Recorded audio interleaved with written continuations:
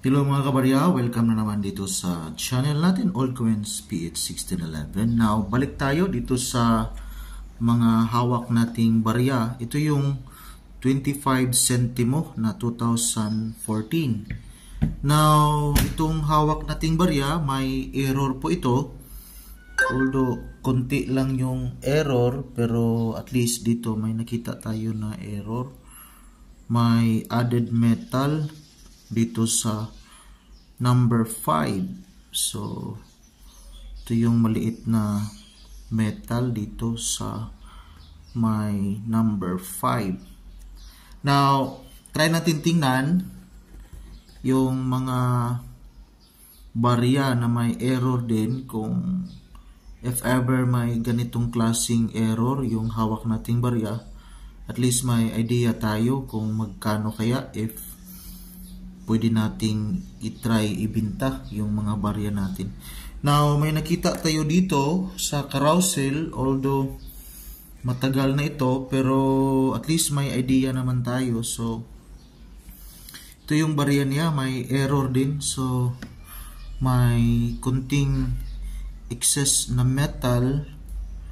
So, ito yung excess metal sa barya na. The same 2014. So, dito may error. Sa likod, wala namang noticeable na error.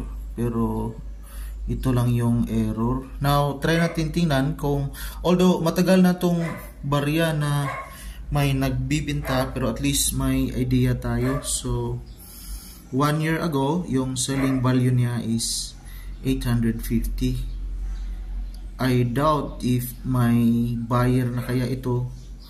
So, pero dito may nakita tayo na may nagbibinta na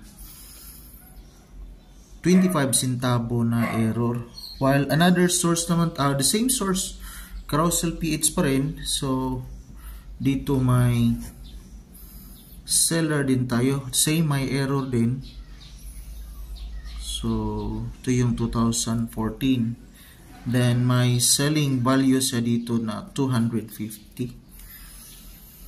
Lampas 200. So, yung isa, mas mataas na value. So, at least may idea po tayo sa mga hawak nating barya. Now, itong hawak nating barya, wala po itong added value.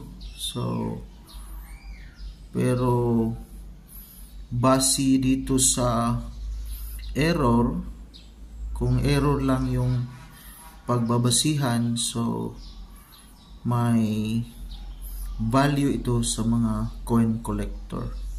Pero yung year 2014, wala pong special sa year na 2014. Yun lang yung may mga added metal or error sa mga hawak nating barya.